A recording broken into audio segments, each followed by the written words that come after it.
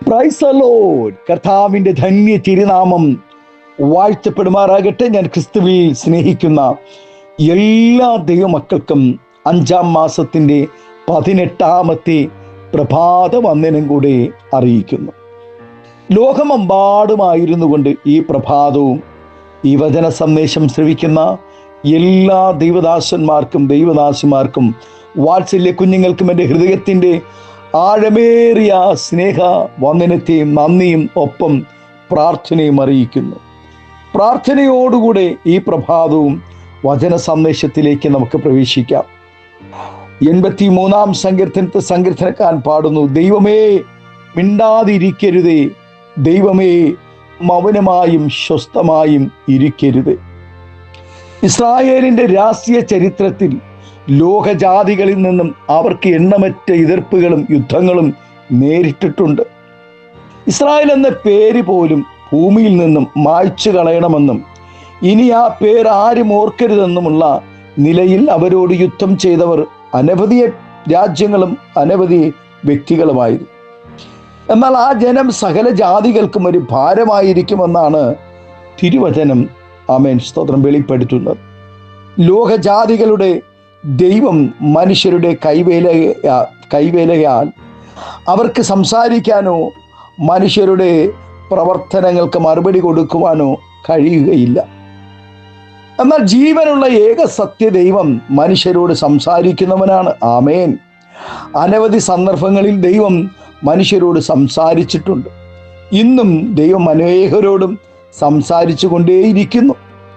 എന്നാൽ വളരെ പ്രാർത്ഥിച്ചിട്ടും നിലവിളിച്ചിട്ടും മറുപടി ലഭിക്കാത്ത അനവധി അനുഭവങ്ങൾ ഇസ്രായേലിനും മറ്റനേകർക്കും ഉണ്ടായിട്ടുണ്ട്. ഇന്നും അങ്ങനെയുള്ള അനുഭവങ്ങൾ പലർക്കും ഉണ്ടായിക്കൊണ്ടിരിക്കുകയും ചെയ്യുന്നു എന്നതാണ് സത്യം. എന്താണ് ഇതിന് കാരണം? എന്തുകൊണ്ടാണ് അങ്ങനെ സംഭവിക്കുന്നത്? ഒന്ന്, ജീവനുള്ള ദൈവം ആരാണെന്ന് അറിഞ്ഞിട്ടും അന്യദൈവങ്ങളുടെ പിന്നാലെ പോവുകയും അവയെ ഹൃദയത്തിൽ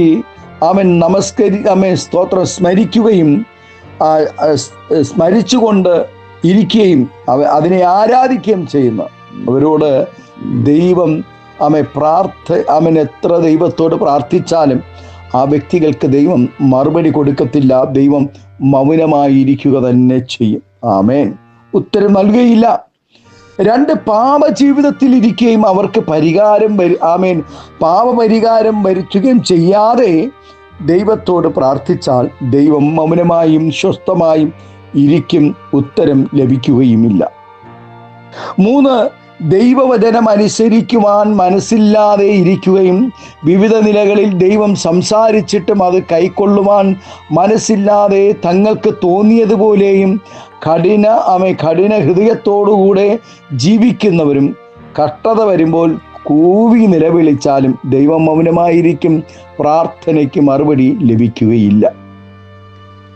ഞാൻ വിളിച്ചപ്പോൾ നിങ്ങൾ ഉത്തരം പറയാതെയും ഞാൻ അരുളി ചെയ്തപ്പോൾ കേൾക്കാതെയും എനിക്ക് അനിഷ്ടമായത് നിങ്ങൾ ചെയ്യുകയും പ്രവർത്തിക്കുകയും എനിക്ക് പ്രസാദം അല്ലാത്തത് തിരഞ്ഞെടുത്തത് കൊണ്ട് ഞാൻ നിങ്ങളെ വാളിന് നിയമിച്ചു കൊടുക്കും എന്നും ദൈവവചനം അരുളി ചെയ്യുന്നു.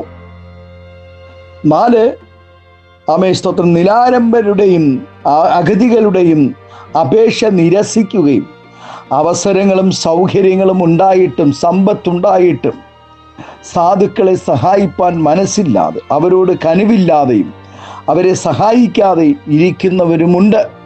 അങ്ങനെയുള്ളവർക്ക് കഷ്ടത വരുമ്പോൾ അവർ ദൈവത്തോട് നിലവിളിച്ചാൽ, രോഗവും പ്രയാസങ്ങളും പ്രതികൂലങ്ങളും വരുമ്പോൾ ദൈവത്തോട് നിലവിളിച്ചാൽ ദൈവം മൗനമായിരിക്കും. എളിയവൻ്റെ നിലവിളിക്ക് ചെവി പൊത്തിക്കളയുന്നവൻ ഹല്ലേലൂയ കൂകി നിലവിളിച്ച് അപേക്ഷിച്ചാലും ഉത്തരം നൽകുകയില്ല.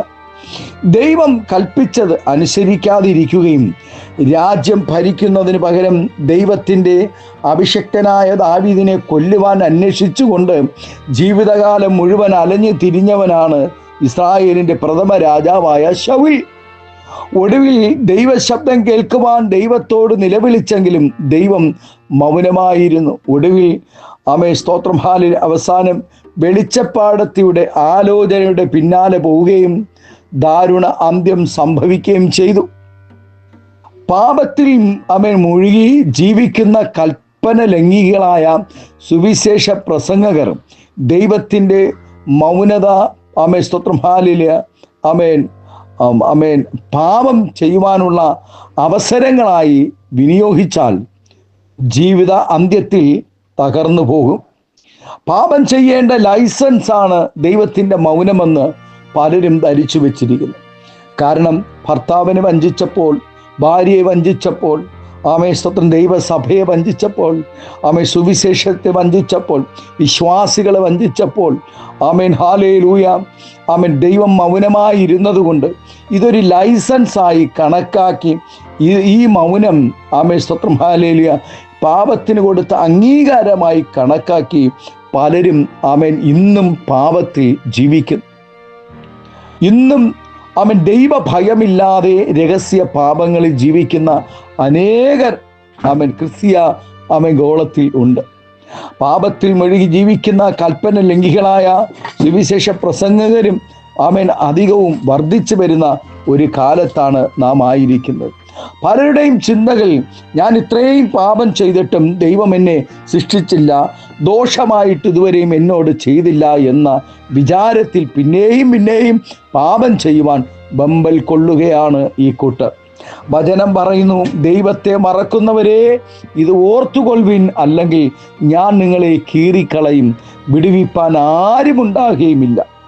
ദൈവദാസന്മാർക്കെതിരായി ആമേൻ ഹല്ലേലൂയ ദൈവസഭയ്ക്കെതിരായി, ദൈവമക്കൾക്കെതിരായി, കുടുംബങ്ങൾക്കെതിരായി, ആമേൻ സുവിശേഷ പ്രവർത്തനങ്ങൾക്കെതിരായി ആമേൻ ഹല്ലേലൂയ ആമേൻ സ്തോത്രം വിരോധമായി എഴുന്നേൽക്കുന്ന സകല ശക്തികളും സകല വ്യക്തികളും ദേശാന്തരത്തിൻ്റെ പോരികളും ആമേൻ ദൈവം തകർത്തുകളയും. ഇന്ന് നിനക്ക് ആമേൻ നിഗളിപ്പാൻ ആരോഗ്യമുണ്ടെങ്കിൽ, പണമുണ്ടെങ്കിൽ അതെല്ലാം അവസാനിക്കുന്ന ഒരു സമയമുണ്ടാകും. ഹല്ലേലൂയ. ദൈവസഭയ്ക്കെതിരായി നിൽക്കുകയും ചെയ്യുന്നവർ കഷ്ടത വരുമ്പോൾ ദൈവത്തോട് നിലവിളിച്ചിട്ടും പ്രയോജനമില്ല കുഞ്ഞേ. ദൈവം നിലവിളി കേൾക്കുകയില്ല, ദൈവം മൗനമായിരിക്കും. ആകയാൽ പ്രിയ ദൈവ പൈതലേ, നമ്മുടെ പ്രാർത്ഥനയുടെ മുന്നിൽ ദൈവം മൗനമായിരിക്കാതെ മറുപടി ലഭിക്കണമെങ്കിൽ ദൈവവചനം അനുസരിക്കുകയും വിശുദ്ധിയോടെ ജീവിക്കുകയും വേണം. അങ്ങനെയുള്ളവർക്ക് ദൈവം മൗനമായിരിക്കാതെ ഉത്തരം നൽകും എന്നുള്ളതിന് ആമേ സ്തോത്രം അനേക ഉറപ്പുകൾ ദൈവവചനത്തിലുണ്ട്. ദൈവത്തിൻ്റെ ഓരോ മൗനതയുടെയും ഉദ്ദേശം നാം ഉടനെ അറിയുന്നില്ലെങ്കിലും കാലങ്ങൾ കഴിയുമ്പോൾ മാത്രമേ നമുക്കതിൻ്റെ പിന്നിലുള്ള ദൈവ ഉദ്ദേശം അവൻ വെളിപ്പെട്ടു വരികയുള്ളൂ. ആകയാൽ ദൈവത്തിൻ്റെ മൗനം അവൻ ഇത് നന്മയ്ക്കായി കാരണമാകും. ഒരു ദൈവ പൈതലിൻ്റെ നിലവിളിക്ക് ദൈവം മിണ്ടാതെ ഇരിക്കുകയില്ല. ഈ നാളുകളിൽ ദൈവം അത്ഭുതം ചെയ്യും, നിലവിളിയുടെ മറുപടികൾ കാണുക തന്നെ ചെയ്യുമെന്ന് പരിശുദ്ധാത്മാവ് ഇന്ന് പ്രഭാതം ആമേൻ ആലോചന പറയുന്നു. ആകയാൽ പ്രിയ ദൈവത്തിലെ ദൈവം നമ്മുടെ നിലവിളി കേൾക്കണമെങ്കിൽ, ദൈവം നമ്മുടെ പ്രാർത്ഥനയ്ക്ക് മറുപടി നൽകണമെങ്കിൽ നമ്മുടെ പാപജീവിതങ്ങളെ വെടിഞ്ഞ് നമ്മുടെ കുറവുകളെ ഏറ്റുപറഞ്ഞ് നിനവേൽ പട്ടണം ദുർമാർഗങ്ങളെ വിട്ടുതിരിഞ്ഞ് ദൈവസന്നെ നിലവിളിച്ചപ്പോൾ, ഉപവസിച്ചപ്പോൾ, പ്രാർത്ഥിച്ചപ്പോൾ ദൈവം ആയുസ് കൊടുത്ത് ആരോഗ്യം കൊടുത്ത് അവരെ പിന്നെയും അനുഗ്രഹിച്ച് നന്മകളാൽ നിറച്ചതുപോലെ നമ്മെയും ആമേൻ സ്തോത്രം ദൈവം അനുഗ്രഹിക്കും. സംശയം വേണ്ട. അവൻ ഈ പ്രഭാതം അവൻ ദൈവമേ നീ മിണ്ടാതിരിക്കരുതേ, ദൈവമേ മൗനമായിരിക്കരുതേ, സ്വസ്ഥമായും ഇരിക്കരുത് എന്ന് തൻ്റെ ഭക്തൻ പാടിയതുപോലെ നമുക്കും അവൻ അമേൻ സ്തോത്രം ഈ പ്രഭാതം ദൈവസന്നിൽ പാടുവാൻ ഇടയാകട്ടെ. നമ്മുടെ ജീവിതത്തിൽ ആമേൻ ദൈവം അത്ഭുതങ്ങളെ ചെയ്യുവാനിടയാകും. ഈ ഭൂമിയിൽ നിന്നും തുടച്ചു മാറ്റുമെന്ന് എത്രയോ രാജ്യങ്ങൾ ഇസ്രായേലിനെ നോക്കി വെല്ലുവിളിച്ചു. എന്നാൽ ഇസ്രായേൽ ഇന്നും അതിശക്തിയോടുകൂടെ ദൈവത്തിൻ്റെ വൻ കരത്താൽ, ദൈവത്തിൻ്റെ വലിയ സംരക്ഷണത്താൽ ഇന്നും ഇസ്രായേൽ സ്തോത്രം ഹല്ലേലൂയ കുതിച്ചുയർന്നുകൊണ്ടിരിക്കുമ്പോൾ പ്രിയ ദൈവത്തിലെ ദൈവസന്നിധിയിൽ കാത്തിരുന്ന് കഴുകനെ പോലെ ചിറകടിച്ച് ശക്തി പുതുക്കി ചിറകടിച്ച് കയറുവാൻ നമ്മയും ദൈവകരങ്ങളിൽ ഏൽപ്പിച്ചു കൊടുക്കാം. ഈ പ്രഭാതം ഈ ശബ്ദം സ്തോത്രം ദൈവം കേൾക്കുകയും നമ്മുടെ പ്രാർത്ഥനകൾക്ക് മറുപടി നൽകേണ്ടതിനായി നമ്മുടെ കണ്ണുകൾ ദിവസത്തിനിടയ്ക്കാൻ നമുക്കൊരു നിമിഷം പ്രാർത്ഥിക്കാം. പരിശുദ്ധ ദൈവമേ, സ്നേഹവാനായ ഞങ്ങളുടെ നല്ല കർത്താവേ, അനുഗ്രഹം പ്രശാന്തവുമായ നല്ല പ്രഭാതത്തിനായി നന്ദി നിറഞ്ഞ ഹൃദയത്തോടെ സ്തോത്രം ചെയ്യുന്നു. ഈ പ്രഭാതം അനേക ദൈവമക്കൾ കർത്താവെ പലവിധമായ ഭാരങ്ങളോടുകൂടെ കർത്താവെ നിലവിളിക്കുന്നല്ലോ.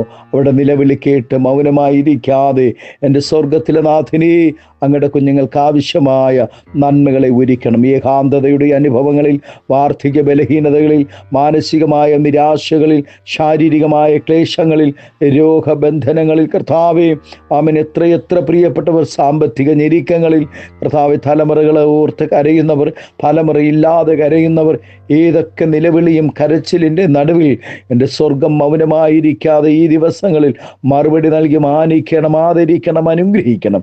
മഹത്വം പങ്കെടുക്കണമേ. യേശുവിൻ്റെ നാമത്തിൽ കൃപയോടെ പ്രാർത്ഥന കേൾക്കണമേ സ്വർഗീയ നല്ല പിതാവേ. Amen, amen. Thank you. God bless you. ദൈവം എല്ലാവരെയും ധാരാളമായി അനുഗ്രഹിക്കട്ടെ. Thank U.